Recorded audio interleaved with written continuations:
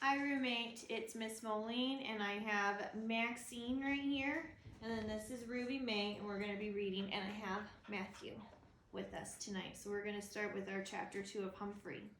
Okay, and you're going to be good. She's very excited to be on my lap. Okay, chapter 2, the case of the missing misses. I'm always excited for the start of a new day in room 26, but the next morning I could hardly wait to hear Mrs. Brisbane read more about Sherlock Holmes. I waited for the key to turn in the door and for Mrs. Brisbane to bustle into the room. I waited for the bell to ring and for my friends to arrive. I waited and waited and waited some more. In fact, I waited so long the bell rang, but nobody came in. I knew it wasn't Saturday. I never spent Saturdays at school because I go home with one of my classmates on the weekends. Sometimes I go home with Mrs. Brisbane. Either way, I have a hamsterific good time. Og usually stays in room 26 on the weekends, which must be lonely for him. Poor frog. Og, something's wrong, I squeaked loudly to my neighbor. Boing, boing, boing, boing, he replied. He sounded as worried as I was. I could see some of my friends' faces looking through the window in the door. Humphrey, let us in, I heard Simon's muffled voice calling. It was the only time in my life I wished I wasn't a hamster so I could be big enough to open that door. Long after the bell rang, I finally heard some jiggling and joggling and the door swung open at last. But Mrs. Brisbane wasn't the human opening the door. It was Principal Morales. Behind him were my fellow students. Come on in, boys and girls, he said. Mr. Morales is the most important person at Longfellow School because he is in charge of everything. He was wearing a tie with tiny little question marks all over it. He has lots of interesting ties. Take your seats, he said. My fellow students were worried too. I could tell because they were quieter than usual. I guess that was a clue.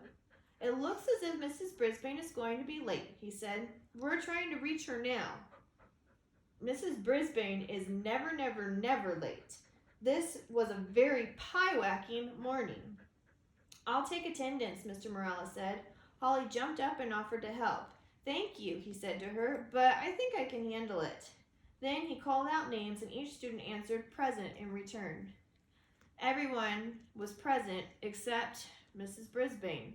Mr. Morales looked uneasy. So what do you usually do first thing in the morning? Helpful Holly raised her hand. We had homework last night, she said. I can collect it. Thank you, Mr. Morales said. Holly went up and down the aisles collecting the homework. How I wished I could get a look at those 5 mystery words. Everybody turned in a homework sheet except for one person, forgetful Phoebe. When Holly passed by her table, Phoebe blushed and said, Oh no, I forgot it. I'll bring it tomorrow. As helpful as Holly is, she sometimes gets carried away. That's when I call her too helpful, Holly. She frowned and said, You were supposed to bring it today. Mr. Morales stepped forward. It's okay, Holly. We'll straighten things out when Mrs. Brisbane gets here, he said. Whew! I was glad to hear him say that Mrs. Brisbane was coming. Just then, the phone in the classroom rang. Mr. Morales said, Oh, and then, I see. And finally, very well. While my classmates were completely quiet, Mr. Morales hung up the phone. Boys and girls, Mrs. Brisbane won't be here today, he said. A substitute is on the way to take care of the class. The last time I had a substitute teacher was when Miss Mack was here, but I didn't know she was a substitute because I didn't know much about school when I first arrived. I certainly learned a lot since then. Mr. Morales seemed a little confused about what to do next, and he kept looking at his watch. Read to us from the Red-Headed League, I squeaked loudly. My classmates all giggled when they heard me. Mr. Morales walked over to my cage. Oh, so you want to take over the class, Humphrey? He said. I jumped on my wheel and spun it fast. Maybe Humphrey thinks we should do some exercise, Mr. Morales said. That made my classmates giggle even more. Rosie made her wheelchair spin in a circle. I love to spin too, she said, and everybody laughed. Just then, the door to the classroom opened and a young man rushed into the room. The first thing I noticed about him was his red hair. I think Sherlock Holmes would have noticed that too. I also saw that he was wearing round glasses, and on his shirt was a big button with writing on it that said, Give peas a chance.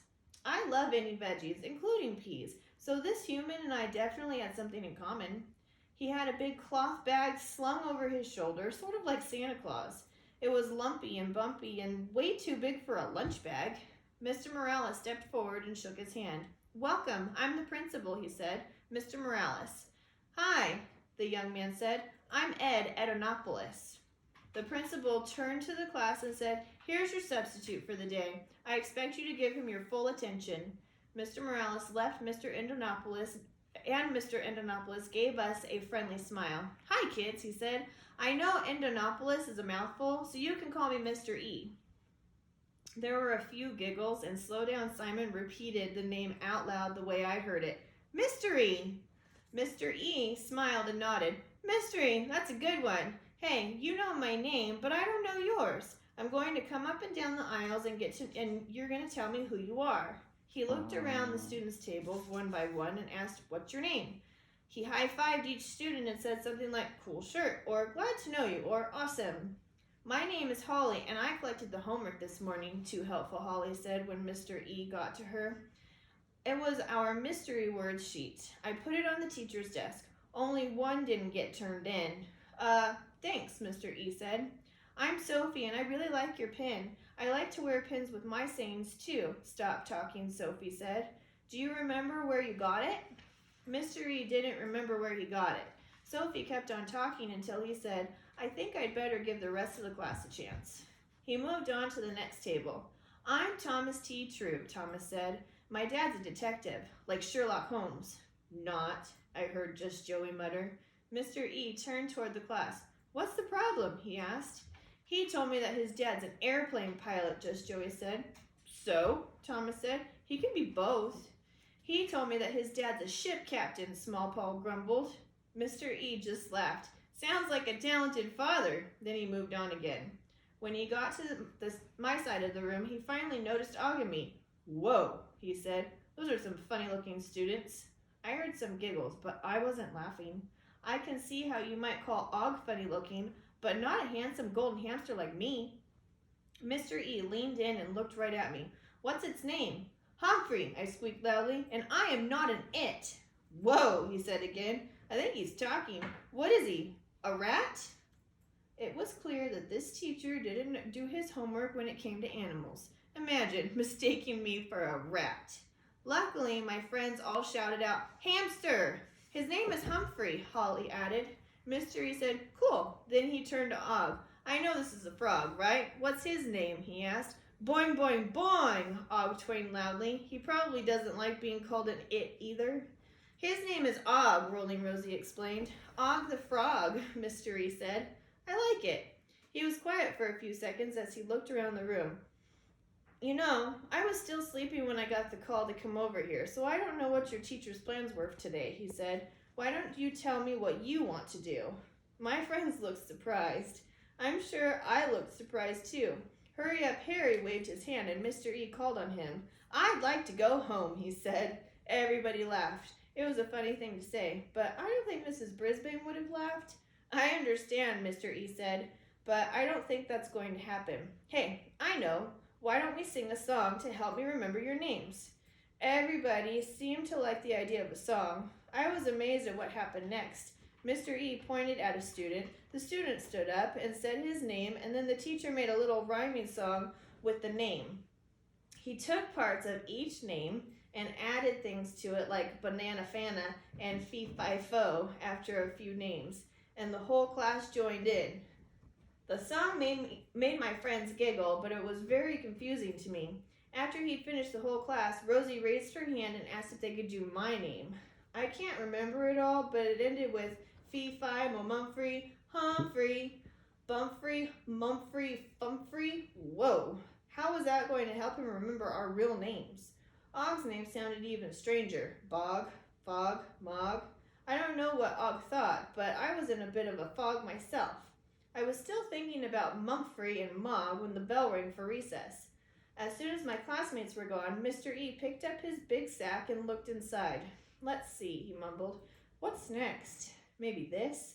Then he glanced over at Og and me and chuckled. "I don't know why I'm talking out loud when I know you can't understand me." Og piped up first. "Boing, boing." "You are wrong, wrong, wrong," I squeaked, wishing with all my might that Mr. E could understand me. He didn't notice. He was too busy rummaging around in that big cloth sack. Suddenly, he stopped and smiled. Okay, I've got it. That's all he said. I thought I'd pretty well figured out humans in my time as a classroom hamster so far, but Mr. E was a real mystery to me. When my friends were back in their seats, Mr. E announced that it was time for math. Some of the students groaned until the teacher reached into his bag and pulled out a basketball. We're going to play a game, he said. It's called Mathgetball. My friends looked puzzled. I didn't blame them. Of course, we could just have a math quiz, Mr. E said, if you'd like. No, the students all yelled. Mathgetball. Humphrey, mob, mathgetball. All mystery words. I was learning a whole new language today. First, Mr. E threw the ball to slow down Simon. Quick, 4 plus 4. Simon caught the ball and said 8. Great, Mr. E said, but in the mathgetball, instead of saying the answer, you bounce it. Simon looked confused for a second, and then he understood. He bounced the basketball 1, 2, 3, 4, 5, 6, 7, 8 times. That's it, Mr. E told him. Now throw it back. The teacher caught the ball and threw it to Be Careful Kelsey. 10 minus 5, he said. Kelsey bounced the ball 1, 2, 3, 4, 5 times. Great, Mr. E said. Now throw it back. Kelsey dropped the ball and bounced it across the floor. Careful, Mr. E said as he scooped it up. Just Joey caught the ball next, and when Mr. E said 12 plus 3, Joey bounced it 1, 2, 3, 4, 5, 6, 7, 8, 9, 10, 11, 12, 13, 14, 15 times. I know, because I counted. Then the ball went to Paul G. 6 plus 5, Mr. E said. Tall Paul bounced it 1, 2, 3, 4, 5, 6, 7, 8, 9, 10 times. Then he stopped. One more time, I squeaked. I guess he didn't hear me. Mr. E gave him another chance, which was nice, and Tall Paul got the problem right. As the game went on, the pace went faster and faster. As it got more exciting, it also got louder and louder. And then the door to room 26 swung open. Standing in the doorway was Mrs. Wright. Mr. E looked pretty surprised when he saw her. Maybe he noticed her whistle. I certainly did. Hello, he said. It was more like a question than a greeting. You're the substitute for Mrs. Brisbane, she asked. Yep, I'm Mr. E, the substitute said. Mrs. Wright looked puzzled. Mr. E? She asked. That's your name? Mr. E laughed. My name is Edonopoulos, but Mr. E is fine with me. Mrs. Wright frowned. I guess Mr. E wasn't fine with her. And you are? Mr. E asked. Mrs. Wright, the PE teacher answered. To my great surprise, Mr. E laughed. Mrs. Wright? I guess you're never wrong. Some of my classmates giggled, but Mrs. Wright wasn't the giggling type. She stepped into the classroom and looked around. Is that basketball the property of Longfellow School? She asked. The substitute shook his head. Nope, I brought it from home. That didn't seem to please Mrs. Wright at all. You're probably not aware that basketballs are only allowed outside on the playground. No ball playing in the classroom, she said, and only official Longfellow School equipment is allowed. Really? Mr. E seemed surprised. Really, Mrs. Wright said. And I'm the chairperson of the committee for school property. There are safety issues with having a ball in the classroom. And by the way, the noise level in this classroom is unacceptable. I can hear you all the way down the hall. We were doing math, Mr. E said. Right, class? My friends all nodded. Mrs. Wright fingered the whistle, and I braced myself for unsqueakably loud noise. Luckily, none came. That's funny, she said. I thought you were playing basketball. Mr. E smiled and looked at my classmates. What were we playing?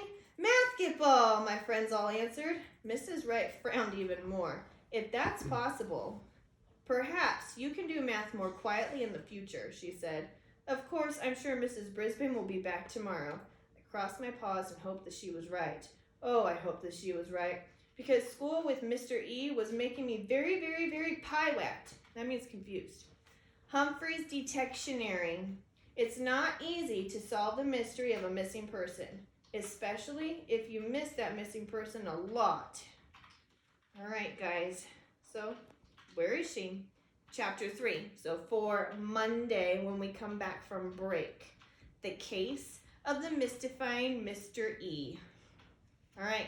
Good night, guys, and have a fabulous spring break.